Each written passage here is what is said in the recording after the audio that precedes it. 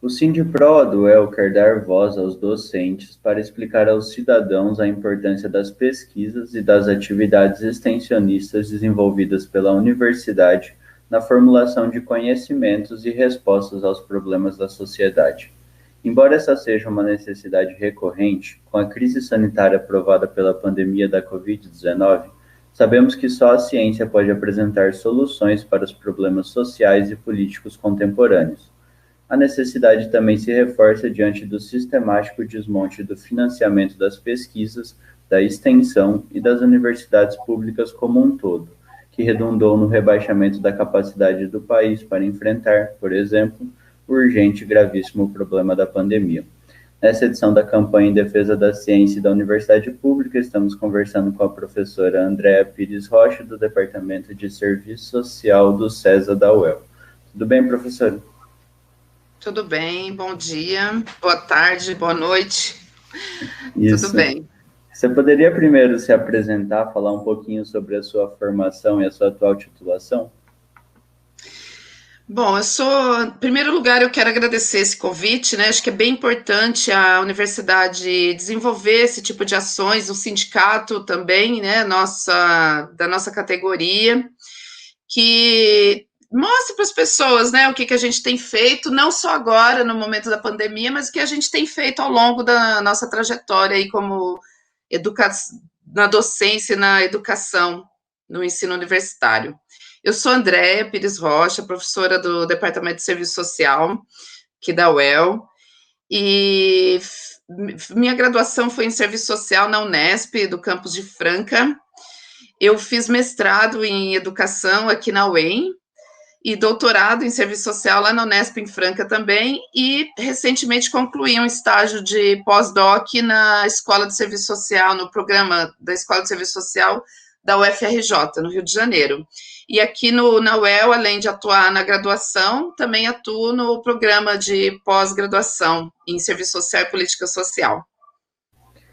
Você poderia, professora, falar um pouquinho sobre a sua linha de pesquisa, extensão e há quanto tempo você vem se dedicando a ela? Tá certo. Então, desde que eu concluí o curso de serviço social, eu atuei como assistente social, né, especialmente com medida socioeducativa, com adolescentes acusados, né, de delito em situação de conflito com a lei, o autor de ato infracional, que eu trabalhei na FEBEM em São Paulo, no privação de liberdade, ainda era FEBEM na época, né, hoje é Fundação Casa, e trabalhei também com medidas em meio aberto em Maringá, na prefeitura de Maringá, e trabalhei com famílias, todo o campo aí de atuação dentro da assistência social. E a partir dessas vivências anteriores à universidade, como jovem, na militância, o movimento estudantil, a atuação como assistente social, eu fui construindo alguns elementos de preocupação com a sociedade, que primeiramente foi em relação aos direitos da criança e do adolescente, a questão das medidas socioeducativas. No meu TCC, eu também, lá na graduação, pesquisei sobre o movimento hip hop. Aí, depois, no mestrado, eu fiz uma discussão sobre a escola pública no capitalismo. E no doutorado, eu pesquisei sobre os jovens explorados como mulas na rota de tráfico internacional da fronteira Brasil-Paraguai.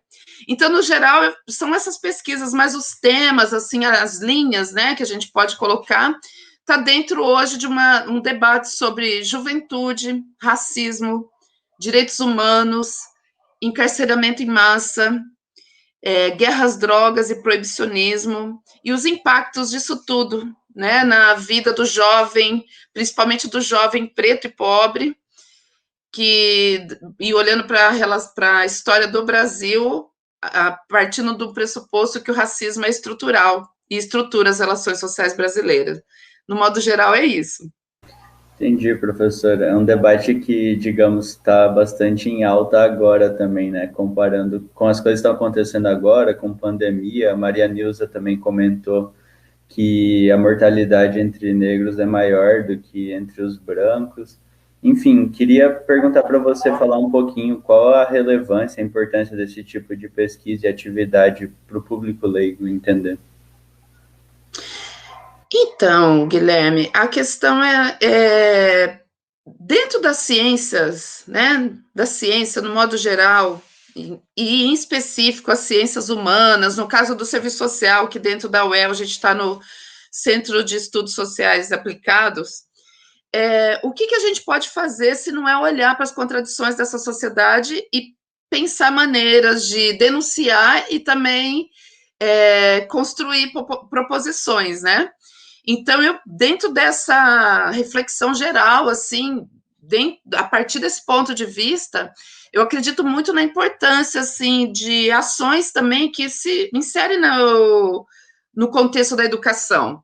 Então, até o doutorado, o que eu fiz foi denunciar todos esses problemas, analisar a realidade brasileira a partir lá da particularidade dos adolescentes, que carregam em suas costas aí opressões diversas, né? Os adolescentes que atuam no tráfico de drogas, que eu falo, trabalhadores do tráfico, que têm sua força de trabalho explorada pelo tráfico de drogas, além de sofrer pelas pressões do próprio tráfico de drogas, que é o proibicionismo que constrói, né? Então, se existe uma política que proíbe algumas substâncias, a partir daí vão se criar mecanismos para que essa substância, que são mercadorias, continuem à venda. E aí o tráfico de drogas explora a força de trabalho. E o pior, que o próprio proibicionismo permite que o tráfico de droga regule as suas relações de forma violenta, porque regula a partir aí de um paralelo, né? E aí esses adolescentes que são explorados pelo tráfico de droga, além deles sofrerem com a violência do próprio tráfico de drogas, então quando o menino pisa na bola, né, no trabalho dele, ele muitas vezes ele não é demitido do trabalho, ele é demitido da vida. A Marisa Pfefferman, que é uma pesquisadora desse tema e colega também, ela fala muito disso, eles são demitidos da vida. E quando a gente pesquisa, a gente vai ver isso. E ainda, esse mesmo mecanismo criminaliza esses jovens e os coloca como inimigos sociais. E o que tem para eles, ao longo da vida inteira, violação de direitos, quando eles, porque também é errado a gente falar que todo jovem pobre está no crime, é o contrário, uma parcela da juventude pobre está no crime. E esses ainda vão carregar aí ao encarceramento, vão carregar as prisões, né, em suas costas também. Então, eles sofrem opressões dos dois lados, do proibicionismo da guerra às drogas e também do próprio tráfico de drogas. Então, denunciar isso é muito importante. Mostrar para que as pessoas entendam que aquele jovem que ela está vendo ali de chinela havaiana e no preso na televisão, negro, como representante do tráfico de drogas, é a pontinha de algo muito mais amplo.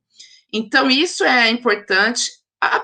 Só que chega um momento que eu entrei num lugar aí de dizer, olha, eu estou denunciando muita coisa, a gente precisa fazer algo. Foi aí que eu entrei no debate dos direitos humanos a partir da extensão universitária. Então, a educação em direitos humanos, então eu desenvolvi projeto de extensão com recurso que veio do MEC, é um edital que chama MEC Proeste, que foi em 2015, mas a gente executou esse projeto em 2017, finalizou em 2018. E aí, o que a gente fez? A gente fez oficinas sobre direitos humanos, tratando transversalmente que ter habitação, ter transporte público, comida, são direitos humanos.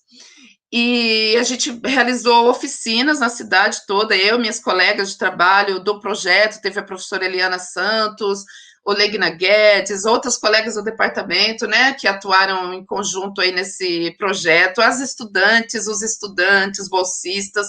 Então, a gente desenvolveu oficina pela cidade e a gente promoveu um curso de formação em direitos humanos na universidade. E foi uma experiência muito legal, porque esse curso foi voltado para pessoas que têm uma militância, né, uma base aqui em Londrina e região.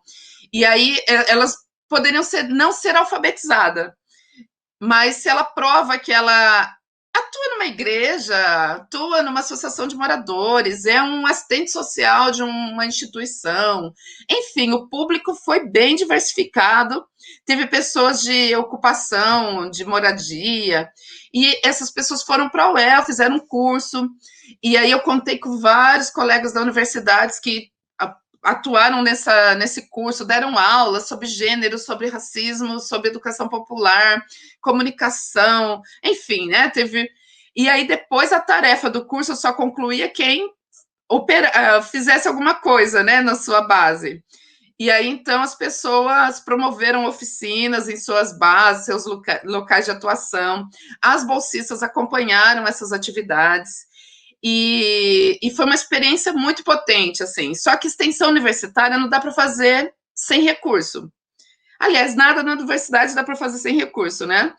O fato de a gente conseguir o edital para fazer esse projeto permitiu que ele acontecesse. Mas sem recurso não tem como. Então, ele começou e acabou. No final, a gente construiu uma cartilha de direitos humanos, que ela tem sido distribuída, que é também para multiplicadores, né? Então, essa experiência também foi muito legal, no sentido de trazer a universidade para um lugar de contra-hegemonia.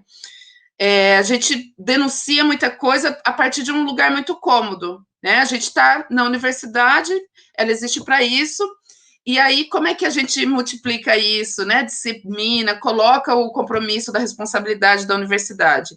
No meu caso, eu fui por essa via, pela educação popular, educação de direitos humanos, a partir de uma perspectiva mais centrada no Gramsci mesmo, assim, de sujeito particular e coletivo, né? Que todos são intelectuais, então, de despertar de consciência. Então, a gente foi um pouco nessa linha. Agora, no pós-doc, eu acabei também voltando a uma reflexão mais teórica sobre as prisões de jovens por tráfico de drogas a partir das audiências de custódia, e aqui em Londrina eu fui conversar com jovens presos, o que culminou em um livro que está aí em edição em uma editora, que é o Juvenicídio Brasileiro, Racismo, Guerras, Drogas e Prisões. Aí eu só vou, então, dar um link para o que você falou sobre os dias atuais. A gente está dizendo, né, nós que estudamos a questão do racismo, a gente está dizendo o tempo todo, o racismo é estrutural e é estruturante. Por nossa sorte, hoje, tem muita gente falando disso, né? O livro do Silvio Almeida, a própria Djamila Ribeiro, né? Então, tem um pessoal aí que está nas redes, que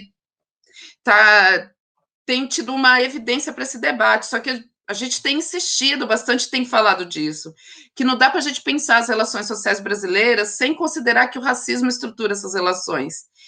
E aí, no pós-doc, eu fui nessa história, né, das legislações, de como o Brasil construiu o negro primeiro como inimigo. Lá no meu doutorado, eu estava falando dos meninos já, né, no tráfico de drogas.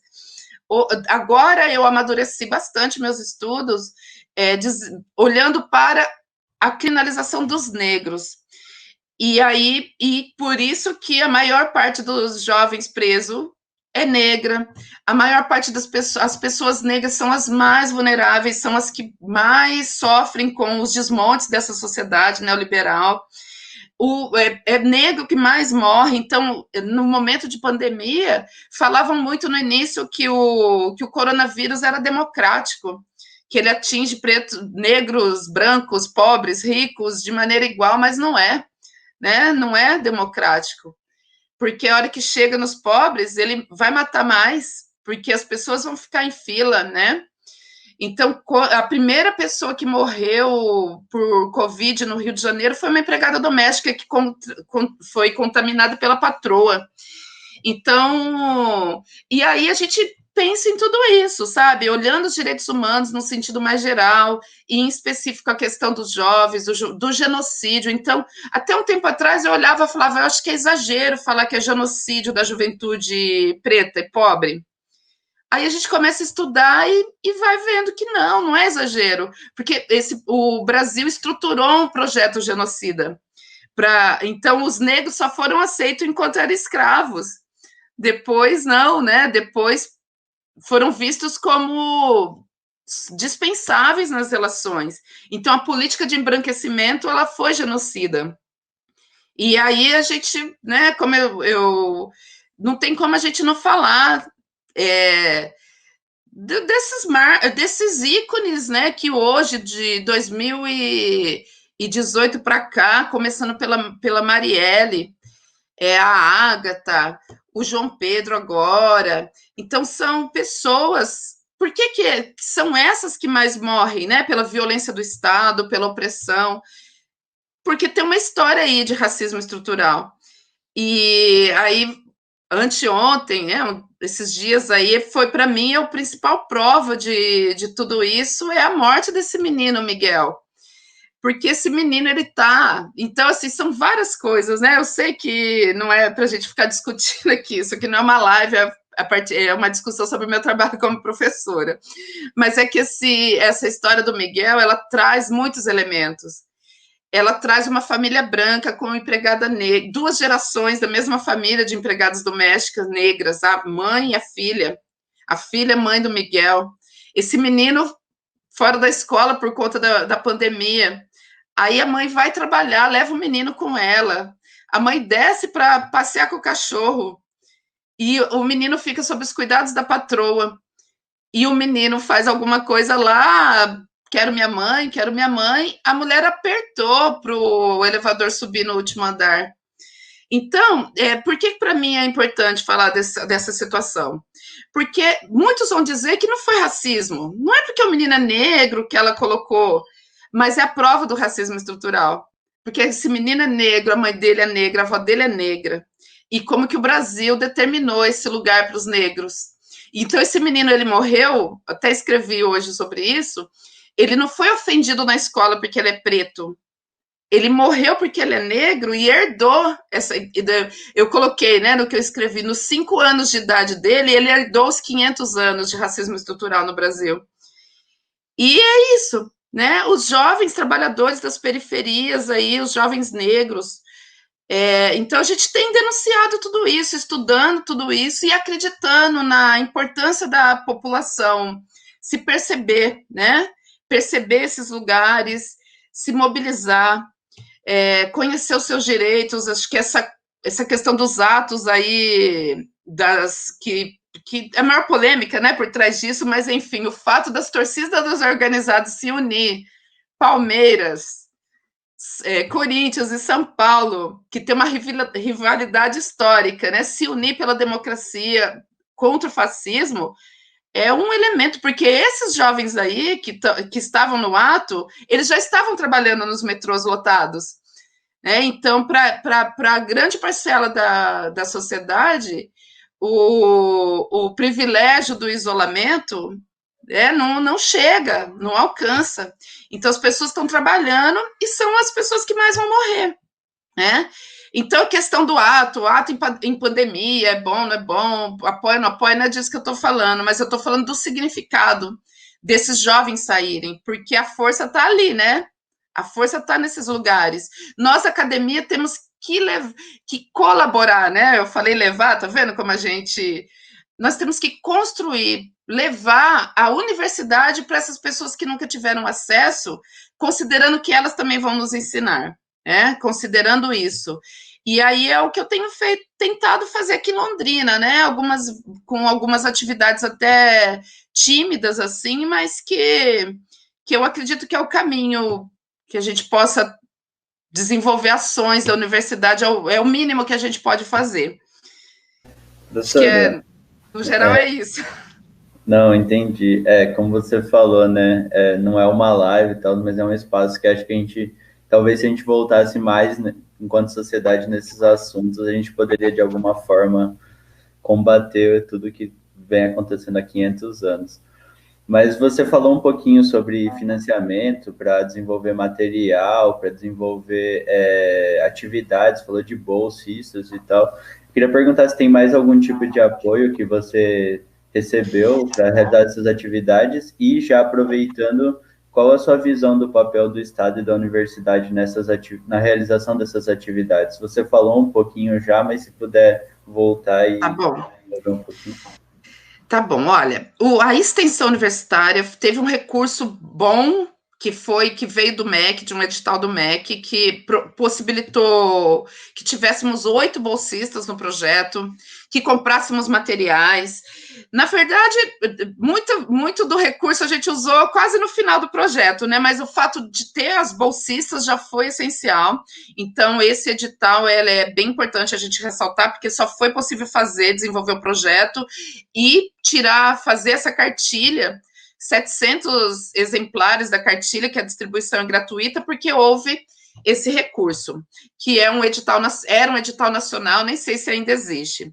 E eu nunca tive bolsa nos meus processos assim de estudos, mas eu tive um período de bolsa sanduíche, que eu acho que é importante também falar, né, da CAPES e Fundação Carolina, que foi em 2011, que eu fiquei 6 meses em Madrid, na Universidade Complutense de Madrid, estudando um pouco sobre crime organizado, né? Tive um co-orientador lá que era especialista nisso, e aí é um diálogo com essa questão mesmo do tráfico de drogas e tal.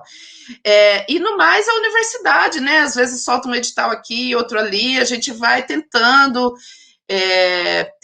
aí cavar, né? E mais na maioria das vezes, viu? A coisa vai porque a gente vai construindo formas mesmo assim de fazer.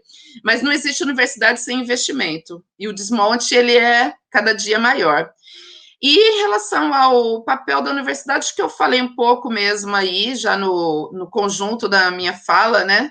Mas eu entendo que a universidade, ela historicamente foi um lugar apartado, né? Um lugar voltado para elites, não só aqui no Brasil, mas falando do Brasil, né? Elites mesmo, a elite branca, né? E pouco tempo, acho que é pouquíssimo tempo que isso foi mudando, né? Um pouco, que a diversidade veio para a universidade, e isso a gente considera também como resultado das políticas de cota, então reparação mesmo histórica, né? Mas ainda é um lugar de poucos, né? E principalmente a universidade pública. Então, olhar para a sociedade a partir de uma perspectiva crítica, considerar essas contradições, tentar estar cada um dentro de sua área, né? Não adianta construir a ciência e formar uma patente que vai servir para poucos. A importância é que todo o conhecimento sistematizado na universidade, porque o conhecimento ele não é só o nosso, né? O nosso é o científico, mas a gente sistematiza muitos conhecimentos que ele possa chegar para quem deve, que é para a classe trabalhadora, que é quem financia a universidade. Eu sempre falo para os estudantes que um trabalhador que compra 1 quilo de feijão, ele está financiando a universidade. Então, é importante que a gente consiga chegar a eles, cada um com a sua área. No meu caso, a partir da educação em direitos humanos e dessas pesquisas, e todos os campos, todas as áreas de atuação são obrigadas a retribuir à sociedade, a partir de suas pesquisas, da construção do conhecimento científico. É isso, sim, que eu penso, né?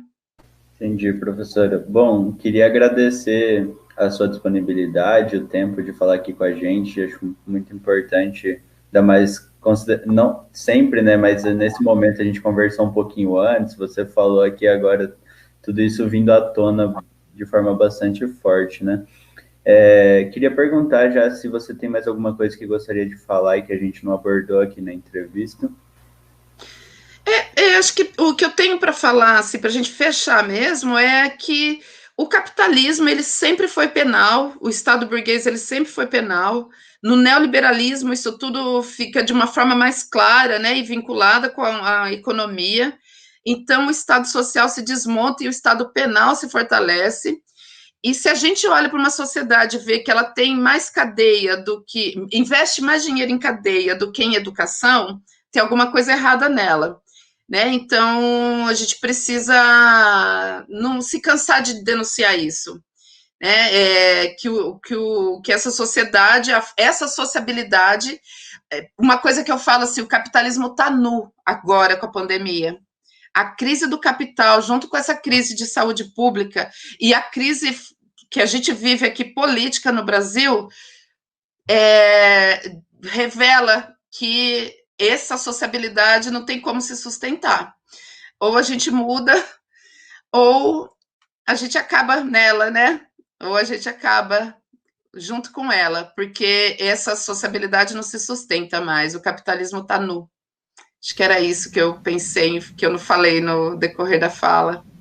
Tá certo. Professora, muito obrigado novamente. Seguimos na luta por uma universidade pública, gratuita, laica e de qualidade. Eu que agradeço a oportunidade de falar um pouco com vocês, tá?